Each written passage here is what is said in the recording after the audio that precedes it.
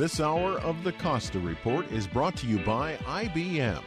Big data at the speed of business. Welcome to the Costa Report. I'm Rebecca Costa, and thank you for joining me for another 2 hours of straight talk radio. I want to give a special welcome to members of our armed forces who are joining us over the internet today, as well as listeners joining us from coast to coast, including friends in Alaska and Hawaii. In just a moment, political commentator, author, and one of the Beltway boys, Morton Kondracke, will be joining us to weigh in on the firing of FBI Director Comey and discuss what both parties must do to overcome the partisan stalemate in Washington. But before Mr. Kondracke joins us, as is my custom each week, let me tell you a little about his background. Morton Drake was born in Chicago, Illinois, and is a graduate of Dartmouth College and Georgetown University. Following his undergraduate studies, he joined the Army's Counterintelligence Corps and the newspaper, The Washington Star. In 1963, Kondracke joined the Chicago Sun-Times, eventually becoming their White House correspondent. And in 1997, Kondracke became the executive editor of The New Republic, and 8 years later became the Washington bureau chief for Newsweek magazine, while offering commentary on NPR, The Wall Street Journal, and This Week with David Brinkley, one of my favorite news programs of all time. Then in 1982, Kondracke joined the landmark television talk show The McLaughlin Group as a regular panelist, where he provided commentary for 16 years. From here, Kondracke went on to become the executive editor of Roll Call, co-host the popular program The Beltway Boys, and become a nightly contributor on Special Report with Brit Hume. And we would look long and hard to find an expert who knows more about the legacy of Jack Kemp than Kondracke, something we'll hear more about later in today's program. It's my pleasure to welcome to the Costa Report, Washington insider for over 5 decades, Mr. Morton Kondracke. Thank you for joining us, Mr. Kondracke. Thank you, Rebecca, for having me. So as you know, the big story this week was the firing of FBI Director Comey. It seems as if there are 3 basic issues with the firing: how Comey learned about his termination, whether this is connected to the investigation into Russian interference in the presidential election, and then, whether this is some kind of a, orchestrated conspiracy plan on the part of the Trump administration. As a journalist and a commentator who's covered many presidents and changes in key offices, what do you make of this dismissal? Well, it's complicated and confusing. First, I think Comey had lost the confidence of nearly everybody in the way he behaved, and probably looking at his future and the condition that the FBI was in, probably should have submitted his resignation when Trump became president, because he was so controversial, had made so many judgments that he probably shouldn't have made, et cetera, et cetera, et cetera. But he wanted to stay on. That said, the manner of his firing is inexplicable. The given reason that it was based on the way he'd handled Hillary Clinton's email decision, while perfectly valid, that occurred back in July, and he's getting fired now in May, and it's clear that the Deputy Attorney General's commentary on why he was leaving was not the reason that he was getting fired. Trump made up his mind that he was going to fire him, and so the question is why. What happened in the last 10 months? Well, in the last 10 months, Trump. Back 10 months ago, Trump said that what Comey said about Hillary Clinton was wonderful. So the explanation that he was being fired because of the judgments that he'd made about Hillary Clinton is clearly bogus. He was being fired for some other reason. Question: what is the reason? Everybody's leaping to the conclusion, and it's reasonable conclusion that it's somehow to stifle the FBI's investigation of involvement by the Trump campaign with the Russians. Yeah, but that investigation's happening several layers below Comey, isn't it? I mean, it's not likely it's going to affect the progress of the investigation, is it? Well, if the FBI chief is gone, what is the direction that the subordinates take? I mean, presumably they will go on doing their business, and the grand juries that are supposed to be underway in Virginia will continue, and there will not be an indictment. But it doesn't do well for the morale of the FBI. We don't know who the next director of the FBI is. It's going to be highly controversial unless it's somebody of sterling reputation. If Trump tries to impose somebody who will shut down the investigation, that's not going to work, I don't think. So what he's created is a mess. Well, now, Comey, as you pointed out earlier, made enemies on both the left and the right, which some might say is proof that he wasn't politically motivated. I mean, throughout the election, he made a lot of disclosures and calls which cast a shadow on Trump's campaign, and almost as many as he ended up casting on Clinton's. So given how partisan Washington has become, by not picking a side, do you think Comey was just doomed? Well, I'm not sure he was doomed, but I think he acted improperly. I think he talked too much. I think he released too much. Now, he said he did it because Loretta Lynch was compromised, but there was a deputy attorney general who could have made all those prosecutorial decisions. It wasn't up to Comey to say, there isn't evidence that any jury or any legitimate prosecutor could bring an indictment against Hillary Clinton, but she was terribly irresponsible with the way she handled classified information. That's not the job of the FBI director to do. That's right. And so you feel like he just overstepped what his role should have been. Yeah, I think he talked too much, and he talked unnecessarily. And he, as you say, he aroused, he made his credibility on both sides weak. And under those circumstances, I mean, the FBI director should be somebody who has universal respect, and the best FBI directors have had, universal respect. But on the other hand, there's something, and I don't quite know how to say this right, but there's something about having an FBI director that nobody likes that makes me feel like maybe he was doing his job. You know what I'm saying? Is if nobody likes you when you're the FBI director, then you're probably doing a good job. Maybe. I think there's a case to be made that Comey has been self-serving, has been a kind of a showboat, has been too publicity conscious. He's made more than one bad decision. I mean, I think Trump said he was a grandstander. Yeah, and I kind of accept that. But that's got that I don't mean to lay it all on Comey. I think Trump did himself and everybody concerned a big disservice in the way he handled this. He lied, and it certainly raises an eyebrow in terms of right in the middle of this Russian investigation.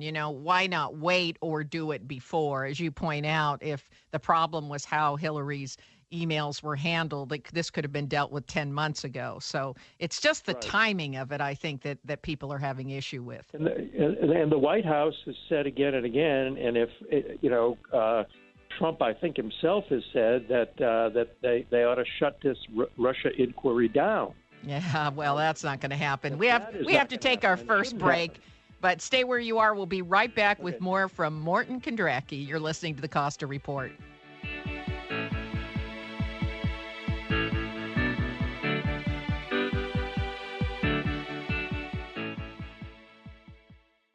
Big data is changing the way organizations work. From data-driven marketing and ad targeting to the connected car, big data is fueling product innovation and new revenue opportunities. It's creating a culture in which business and IT leaders join forces to realize value from all data.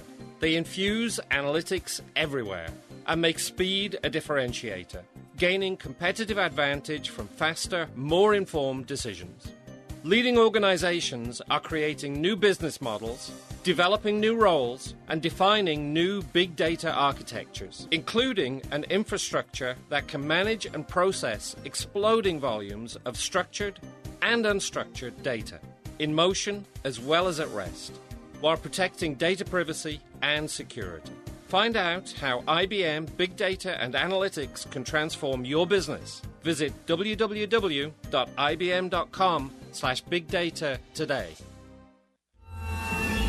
I owed the IRS $10,000. The IRS garnished my wages. They put a lien on my house. The IRS is the most powerful collection agency in the world. They do not give up until you pay. I couldn't sleep. We were being audited. I called Tax Solutions Now, and a great big weight was lifted off my shoulders. I called Tax Solutions Now, and they got the IRS off my back. Tax Solutions Now had my wage garnishment lifted in 48 hours. Tax Solutions Now can get you help. Our agents know the rules, can stop the pain, and get you the best deal. We connect you with a team of former IRS agents and tax professionals who will get the IRS off your back. We saved our home and overcame the most powerful collection agency in the world. Call Tax Solutions now. Time is running out. Call 800-987-0577. 800-987-0577. 800-987-0577. 800-987-0577.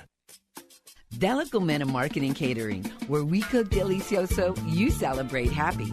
This Sunday, May 14th, is Mother's Day. So celebrate and honor the mother of your family with not only a feast, but a fiesta. Check out DelicomenaCatering.com, where you'll find all of Mama's favorite traditional Mexican dishes at affordable prices, like chili relleno, chili verde, or their famous party pork, carnitas. Make it a delicious Mother's Day and put in your orders now. Take advantage of great Mother's Day specials or give the gift of delicious with a Delicomena gift card. It's a celebration honoring the mothers of your family. Make it tasty, fresh, and satisfying. And leave all the cooking to Delicomena Marketing Catering, where we cook delicioso, you celebrate happy. And making mamas happy for over 30 years at Delicomena Marketing Catering. Hi, it's Charlie from the Garden Company, your locally owned garden center. Spring has sprung, and it's an awesome time to be in the garden. Edible landscaping is super popular, so check out our certified organic vegetables and herbs in seeds and seedlings, as well as deciduous fruit trees, blueberries, avocados, guavas, figs, olives, and all kinds of citrus. Add color and texture to your landscape with water-conserving flowering perennials, shrubs, and succulents, or accessorize your yard with metal animal garden art, statuary, bird baths, or benches. The Garden Company practices an organic first philosophy, offering earth-friendly fertilizers, soil products, and pest controls with an experienced staff to guide your selection. Visit the Garden Company Nursery and Gift Shop and experience service only a local family-owned business can provide. 2218 Mission Street, across from Safeway on the west side of Santa Cruz. Like us at facebook.com/thegardenco. For exceptional plants, gifts, and service, it's the Garden Company Nursery and Gift Shop.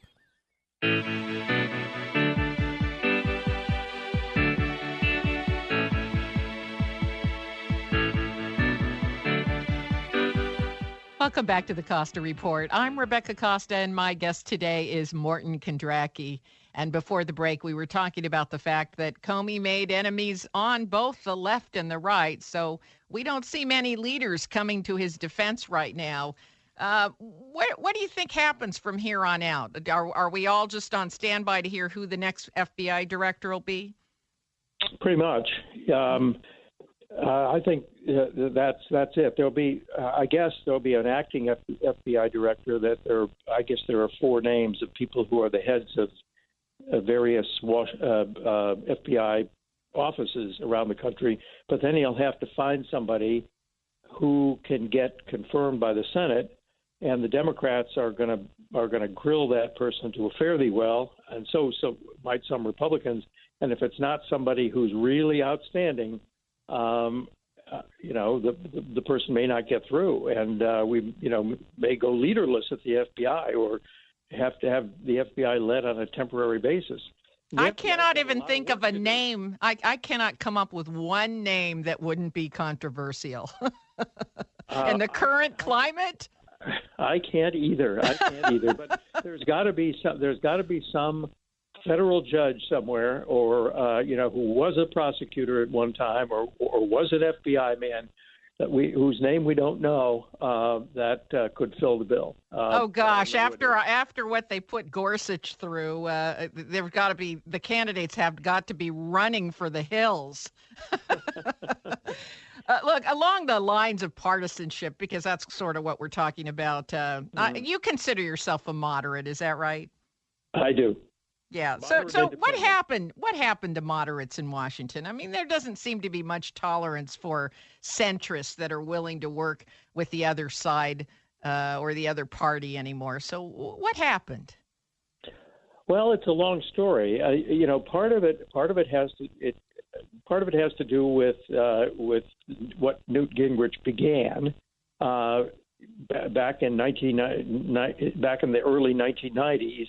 When he decided to wage war against the then ruling Democrats, who had run Congress for almost 50 years and were running it on a very high-handed basis. But instead of challenging the policies, he decided to go to war with them, and he got rid of the House Speaker, the House Speaker Jim Wright, and the era of partisanship sort of started then. The current era of hyperpartisanship, but contributing to it is the fact that we now have a media environment in which people can choose the medium that supports whatever their prejudice is, and you have whole industries, including media, whose whole business model is to keep their side of the Great Divide in a permanent state of outrage against the other side. And make agreement impossible. Then you have gerrymandering, which ensures that there are hardly any swing districts in Congress anymore. And every time there is a swing of opinion, and we've had several, Democrats taking over after George Bush seems to fail, Republicans taking over after Obama seems to fail, and so on. The people who get wiped out are the people in swing districts. And so there are fewer and fewer moderates who have any seniority so that they can rise to leadership. It's always the moderates who get wiped out. And then, in addition to that, political scientists have described what's called the Great Sort. The American people themselves have sorted themselves out geographically so that young, minority, secular people live in the cities, and conservative, married, religious people tend to live out in the suburbs or in the rural areas. And you've got hardly any counties left in the country that are purple. That might swing back and forth. So it's a really complicated situation, and how we overcome it, I do not know. But the consequence of it is in Washington that nothing gets done. It's next to total paralysis, and the problems in the country are mounting. Infrastructure is a real problem. We've got a terrible immigration system. We need tax reform. We need education reform. We need, a rational environmental/energy policy, and they can't agree on anything. So the country is all fed up with Washington, and I don't blame them. Well, now, you spent years studying the career of Jack Kemp, who you refer to as a bleeding heart conservative in your book on Kemp. And Kemp was known to reach across the aisle and be able to negotiate compromise. And, Paul Ryan seems to be as close to a Jack Kemp as we have in the House today. But even Ryan hasn't been able to get even one Democrat to support any of the initiatives. What do you make of that? I think the speakership is ruining Paul Ryan, actually. He didn't want the job. Let's remember, he did not want that job. He did not want that job. Paul Ryan, during the period when he was just House Ways and Means chairman, was trying to be Jack Kemp. He was spending a lot of time in poverty areas, trying to learn about what kind of programs would work to help poor people. Yes. He was trying to devise tax reform that would have gotten the growth engine going again and provided jobs for people. Now he's Speaker of the House, and the worst thing he said was when his health care reform bill, which I think was a terrible bill, was coming up. He said that it would be deplorable if they had to rely on Democratic votes to get a health care bill passed. Now that doesn't sound like Kemp. That is not what Jack Kemp would have said. No, not at all. Exactly. Jack Kemp would have said, let's pass the best health care bill we can on whatever basis we can. And he worked with Democrats all the time. Some of his best friends were Democrats. So you feel Paul Ryan has drifted away from Jack Kemp? I do. Yeah, that's a shame because he was as close to a Jack Kemp type of leader as the Republicans had. I mean, who do they have now? Well, there is a little bunch of them who the people who were fighting the Ryan Care bill on the basis that it deprived poor people of Medicaid coverage and might have left people without protection if they have pre-existing conditions. So there is a little clutch of moderates in the House, but none of them are leaders. There is no moderate leadership in the House of Representatives, and I'm afraid, I hate to say this because I really admired Paul Ryan. But I think he's in danger of losing his soul because of his position.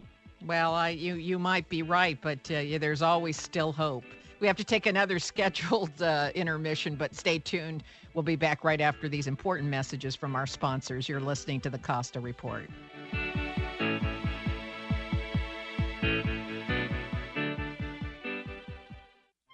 I'm here today with Scott Caraccioli of Caraccioli Cellars. How is Caraccioli able to grow so quickly in popularity and still maintain that special attention to detail from the field to the bottle? What's the secret? There is no secret. It's just hard work.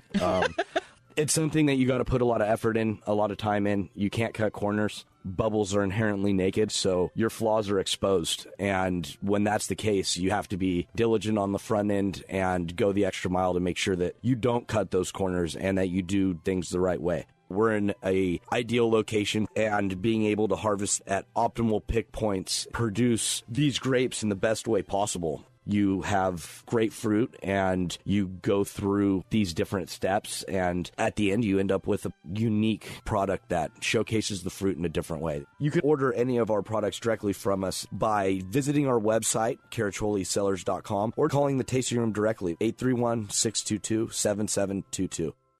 Hi, this is Kate Hinnenkamp from Shoreline Middle School, inviting you and your whole family to our first annual Vintage Air-Cooled VW Car Show.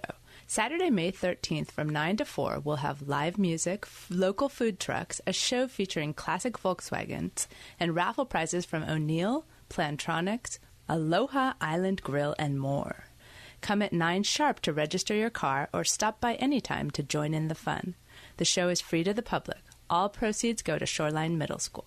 Hi, registered pharmacist Ben Fuchs here. I've been studying healthy bodies for 35 years, and what I've got to tell you may shock and surprise you, but if you listen up, it may change your life. My favorite cleaning product is plain old vinegar. The cool thing about vinegar is the fact that it's actually a type of fat. It's a hydrophilic lipid, or a watery fat.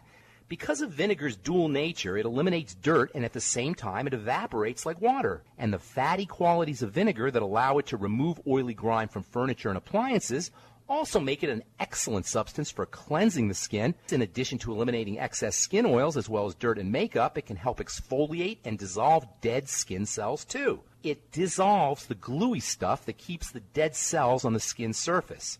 This gluey substance is actually a type of oil called glycolipid, and because glycolipid is composed in large part of dietary fats, what we eat can affect the characteristics of the glycolipid glue. Diets deficient in EFAs, for example, can cause glycolipid to become extra sticky, preventing cells from flopping off, ultimately giving the skin a dull appearance.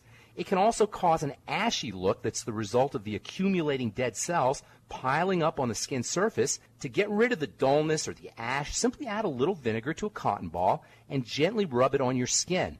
You'll dissolve the glycolipid, eliminate the dead cells, and reveal a shiny, healthy look as the new, fresh skin beneath the surface is revealed. Pharmacist Ben here, urging you to go to kscohealth.com to order Beyond Tangy Tangerine, the Healthy Start Pack, and other nutritional supplements that I personally use and recommend. You can purchase these premium quality products at wholesale prices online at kscohealth.com. That's kscohealth.com. I'm the pharmacist that believes that staying healthy and strong is not only about medicine, it's about giving your body the raw materials it needs to do its work. Go to kscohealth.com.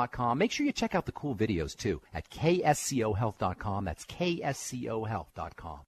Ed Robertson inviting you to join us for the next edition of TV Confidential, Sunday morning from 6 a.m. to 8 a.m. here on KSCO AM 1080 in Santa Cruz. Our guests will include Charlotte Stewart, Miss Beadle from Little House on the Prairie, Mary X from Eraserhead, and Betty Briggs from Twin Peaks. That's TV Confidential every Sunday morning from 6 a.m. to 8 a.m. on AM 1080 KSCO. Listen and be heard.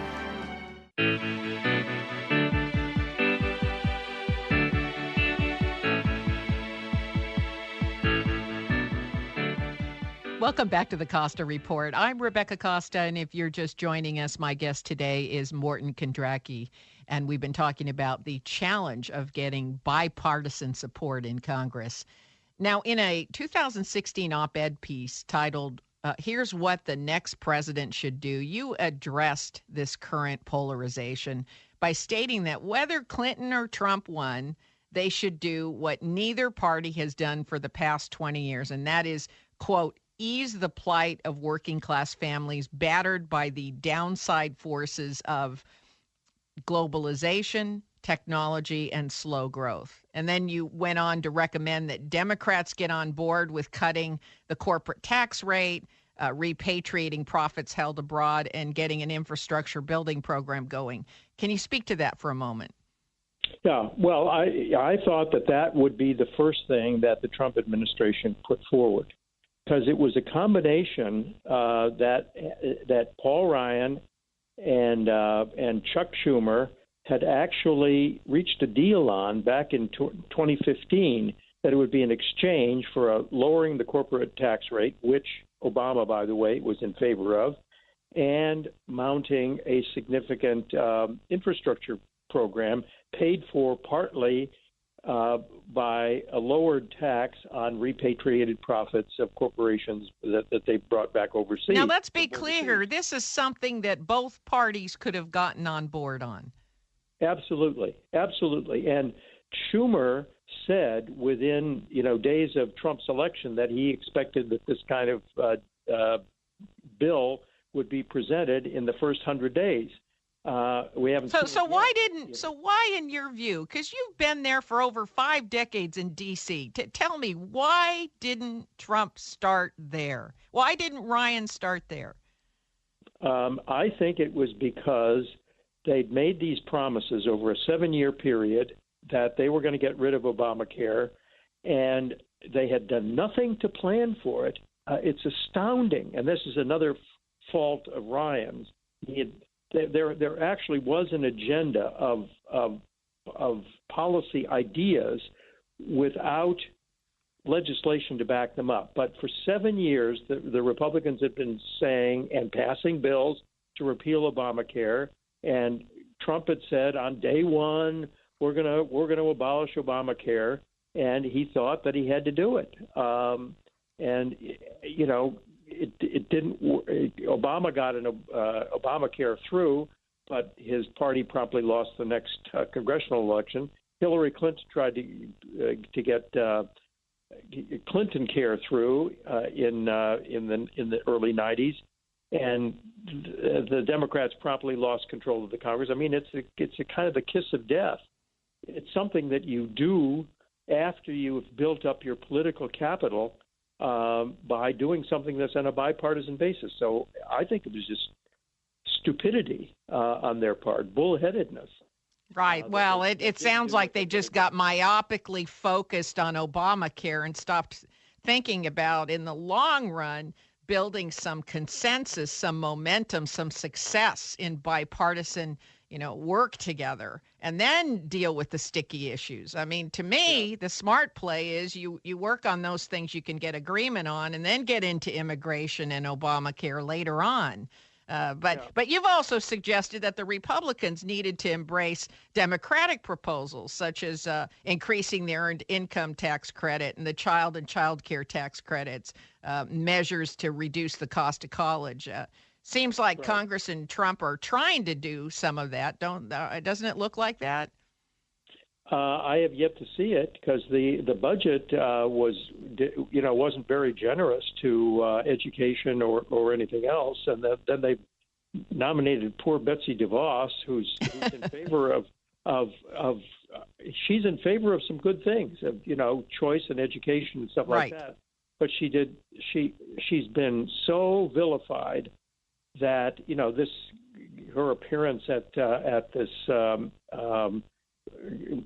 black college, I forget which one, where she was booed, booed on the stage, booed, and they turned around. I mean, she is just poison, and she did a lousy job at her confirmation hearings. I feel really sorry for her. I think she's a well-meaning person, but I think she's her ability to affect education policy is going to be next to nil, and I don't think Trump listens to her anyway. So how about this robust centrist movement that you talk about? Any chance that's coming up? I'm glad you asked. Well, look, this is my favorite hobby horse. Look, I do not understand why there's a gang doesn't form, and the members of the gang that I would include are Michael Bloomberg and Bob Gates and Bill Gates and Jim Baker and Leon Panetta and Condi Rice and maybe Howard Zuckerberg, and I don't. And granted, it's an elite. And you and me, we can join that. We would join that gang. We're the spear carriers, and they get George Shultz, and they get together. They get together and they say, enough already. We are gonna form and finance a movement in this country to rally the center, and there is a center.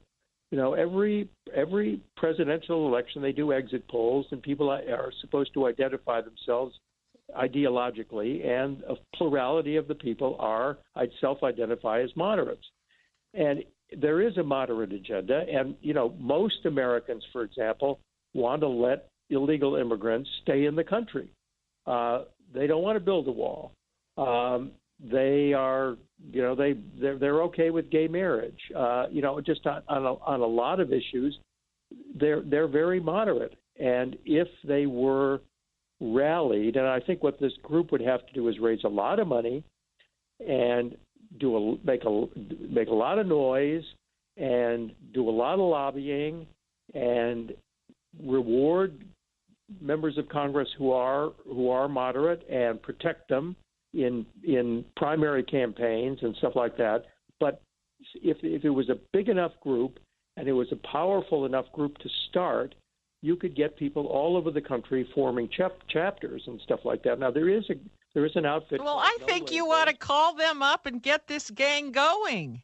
So, it's your idea. It's your idea, and I think it's an extraordinary idea. And I will campaign like heck for this idea because I've become an independent as a result of this. But here's the only thing I worry about. I worry about that wonderful list that you just cited. None of them are actively working in government in Washington, D.C. today. Well, now, what does that say? Well, I think what you'd have to do. Look, I'm looking for an American Macron. Somebody who is willing to leave his party, her party, and maybe start a third party. I'm not saying that the movement should start as a third party. I'm saying it should start as a moderate movement.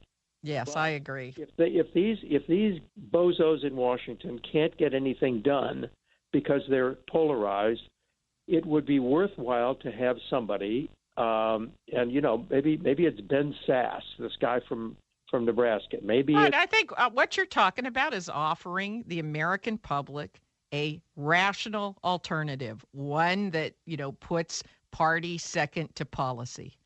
That's what you're talking about. And I think that's a wonderful idea. Unfortunately, we are just about out of time. But on that note, but look, before we let you go, let me just take a moment to thank you for your public service. I hope you get this thing going. I really do. I want to encourage you, tell you there's a lot of Americans. We have 2 million people listening to the program today, and I bet 1 million of them are going to write to me and say, hey, get it going. Okay. Well, listen, thank you so much for coming, and I hope you'll stop by again. We have to take another short break. When we come back, I'll tell you what President Trump and Paul Ryan must do to get bipartisan support on the Hill. Stay tuned. You're listening to the Costa Report.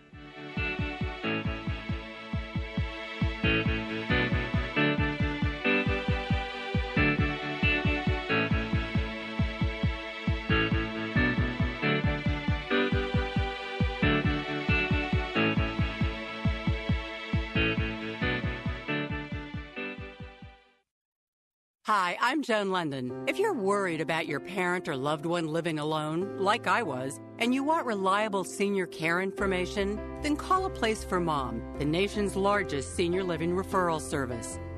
Finding an apartment that was on the courtyard with the view of the trees, the view of the ducks, the stream, the creek, all of that, that was what I needed. You'll get free information on assisted living, Alzheimer's care, nursing homes, even important financial information. Here's the number.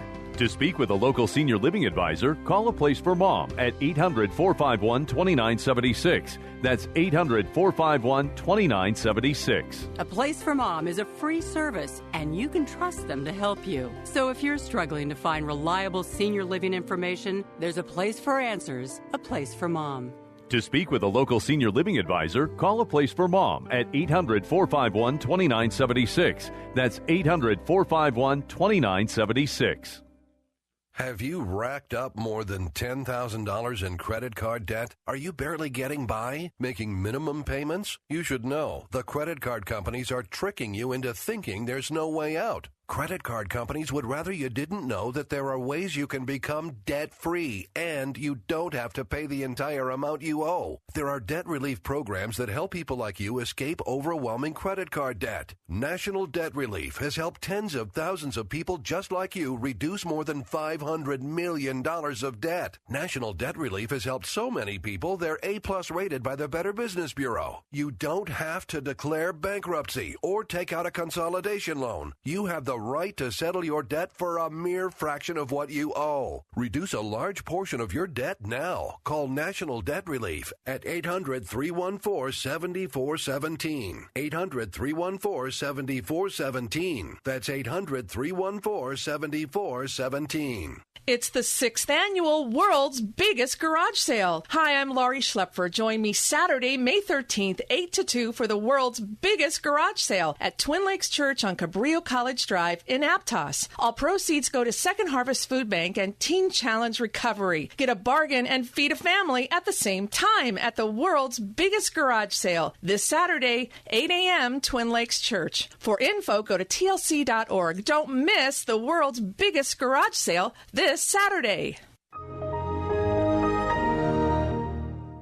Hey, buddy, it's me, your laptop. That's right, your little modern marvel of technology you've been abusing for months. Dude, we need to talk. Do you really think that those free PC Fix-It programs are any match for today's spyware and malware? Not to mention the NSA and some of those websites you've been visiting. Now, I'm not here to judge. I'm just saying. You need to take me to Peter and the friendly staff at User Friendly Computing to get me back into tip-top shape. Tired of unfriendly computer support? Slow computer? Viruses? Spyware? No problem. Call the friendly computer experts at User Friendly Computing. We take care of all your PC, Macintosh, and laptop needs. Mention KSCO and get a free $50 diagnostic. Visit us today at 505 River Street on the way to downtown Santa Cruz, across from Gateway Plaza. We give you a choice. Drop your computer by the shop, or we'll come to you. Call us today at 423-9653. User Friendly Computing. Michael Olson's first law of the food chain. Agriculture is the foundation upon which we build all our sandcastles. That's right, folks. No surplus of food, no sandcastles. So before we all get upset from the dust and noise of agriculture, let's get together Saturday at 9 a.m. as the Food Chain Radio Show goes behind the scenes of the industry that keeps us all civilized. If you have a comment about the first law of the food chain, tell me, Michael Olson, all about it at metrofarm.com. Saturday at 9 a.m. for some What's Eating What Radio on the food chain.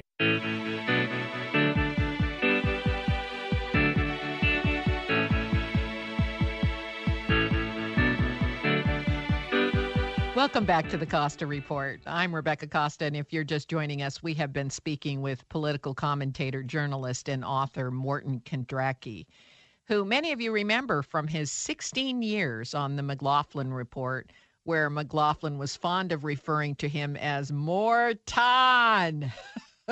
And you also recognize Kondracke from the program he hosted called The Beltway Boys, as well as the work he did as executive editor of Roll Call, one of the predominant magazines on the Hill. There's no question Kondracke's career has put him front and center in Washington politics. But what surprised many is that in 2010, Kondracke became the main interviewer for the Jack Kemp Foundation's Oral History Project, where he conducted more than 100 interviews about the former Secretary of Housing and Urban Development and presidential candidate. And for 2 years, Kondracke held the Jack Kemp Chair in Political Economy at the Kluge Center for Scholars at the Library of Congress. And then, as you know, he and Fred Barnes penned the book Jack Kemp, The Bleeding Heart Conservative Who Changed America. Now, you might be wondering why Kondracke had such an interest in Jack Kemp, a name that we don't hear much about in politics today. And the reason is Jack Kemp was one of those politicians who did everything he could to avoid conflict and showdowns. And yet, in spite of being conflict avoidant, he was successful at getting the bipartisan support he needed to get the Kemp-Roth tax cut passed, which, as you will remember, was the signature initiative of what we call Reaganomics and supply-side economics today. At the same time Kemp was working on supply-side economics, he took the lead on no taxes and lowering business regulations for our nation's bleakest neighborhoods. And this was a time when Capitol Hill was polarized and inflammatory talk was the order of the day. Yet Kemp wanted the GOP to embrace their legacy as the party of Lincoln. He wanted to see the party introduce radical ideas which benefited and elevated all Americans. In Kemp's view, supply-side economics benefited everyone, from the very poor who depended on tax-funded social programs to the very rich who were more prone to invest when the risk and exposure was worth the reward. Now, I don't want to imply that the conditions or the problems that we face in our country and in the world today are the same as when Kemp took a more centrist, inclusive approach. The fact is, anyone who's been through a divorce, lost a good friend over serious differences, or has a family member who isn't speaking to them or has been fired sometime in their life knows that you have to have two things to preserve any relationship. First, we have to perceive greater value in sustaining the relationship than we do in shutting it down. And second, we have to be practical about the fact that we're not going to get everything we want. So we have to have a very clear idea about what our priorities are and what those 1 or 2 or 3 non-negotiables really are. In other words, everything can't be a non-negotiable. So let's take the first requirement for a successful working relationship, perceiving a greater value in having the relationship than not having it. The trouble in Washington right now is that both parties have driven out all the moderates and centrists by labeling them traitors. Traitors to the party. If you dare cross the aisle, you cannot expect your party to support your legislative initiatives. You can expect no committee appointments. You can expect no party support in terms of money or endorsements or campaigning in the next election. What's more, you're labeled an unreliable asset by lobbyists in D.C. who are also not going to line your campaign coffers.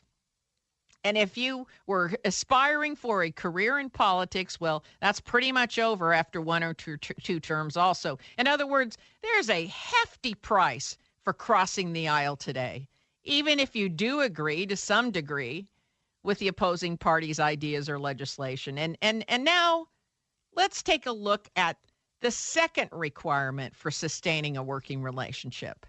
Having a practical view of the world and clear definition of what the non-negotiables and the negotiables are. When both parties oppose every and anything the other proposes, it says to me that neither party has any idea what their priorities are.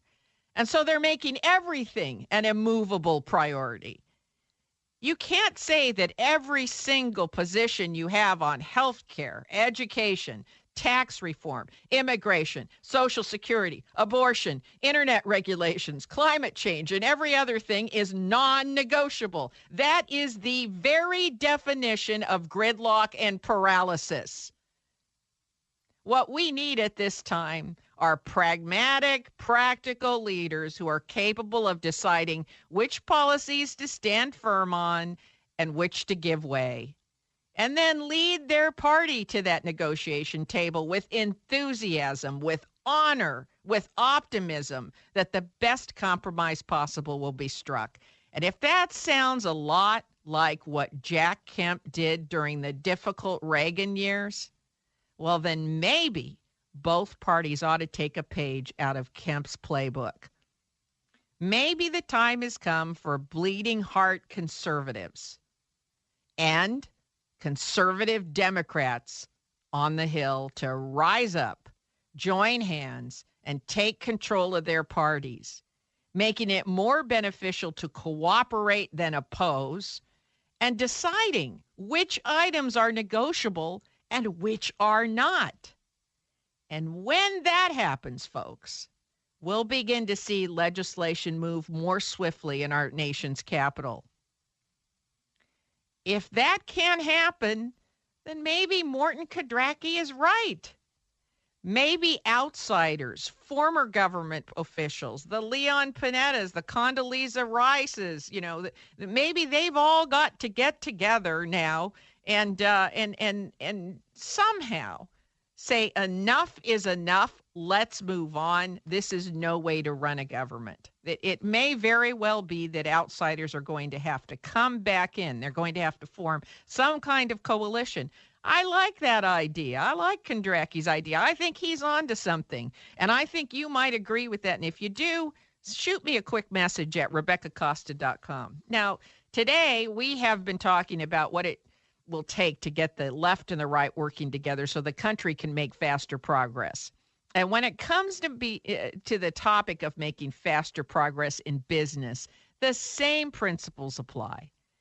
But what do you do when you're shorthanded? Where can you go to find the best talent as quickly as possible? Well, I have an answer for that. Go to ZipRecruiter.com.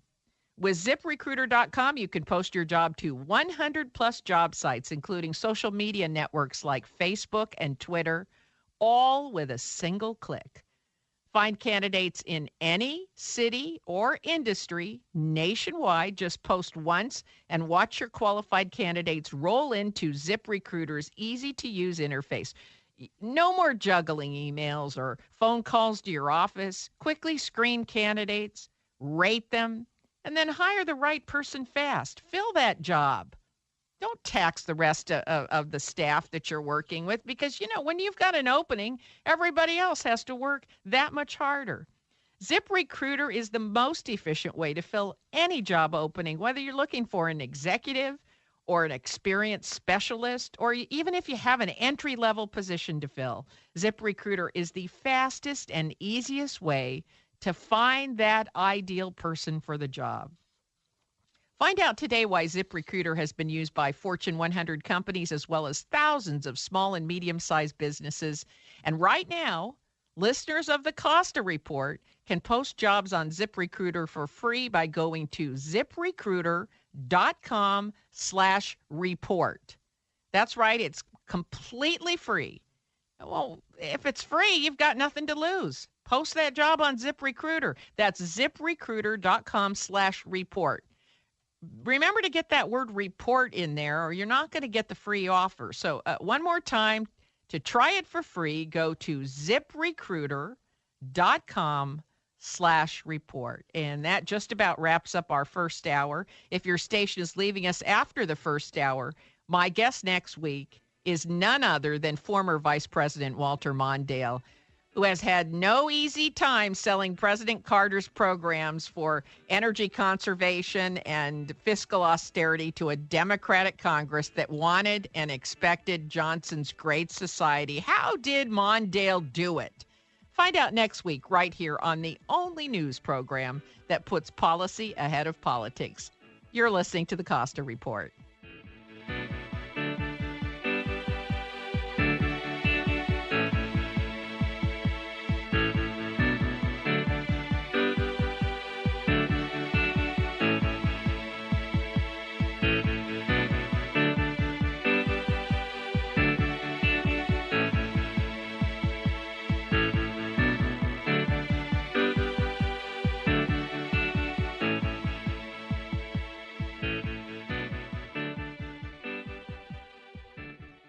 Hi, it's MZ from KSCO in Santa Cruz, and though I don't care much for people who brag, I'm going to do just a little of it now, and hope you will give me a pass by calling it Just Being Proud. Our station can afford to be innovative and refreshingly different because we use education and logic to promote great health products that change people's lives for the better. We also help people build strong businesses that create residual income through a wonderful low-cost business opportunity that we have developed and refined during the last 20 years. We believe that Rebecca Costa's large audience is comprised of particularly intelligent and educated persons, some of whom may want to earn more money. If you are tired of being someone else's wage slave and are ready to go to work building your own excellent supplement business that can provide you and your family income and become a saleable and willable asset, I want to talk with you. Send an email to mz@wedon'thavetobepoor.com. That's mz@wedon'thavetobepoor.com. There's something big coming to downtown Santa Cruz. Something for everyone. Something the community has dreamed about for 5 years. It's all coming together June 2nd through 9th. Learn more at abbottsquare.org. It's always open house at the Mike Young Real Estate Hour, and you are always invited to walk right in and join the discussion. Hello, I am Mike Young, and I love talking real estate with all the experts and with you. So get a jump on the Real Estate Weekend every Friday, 7 p.m. on the Mike Young Real Estate Hour, right here on Listen and Be Heard Radio KSCO. The Mike Young Real Estate Hour is brought to you by Thunderbird Real Estate, Real People Selling Real Estate, by Rick Williams at American Pacific Mortgage, and by Steve Manville at Farmers Insurance. For almost 70 years, we've been serving our community. AM 1080 KSCO Santa Cruz.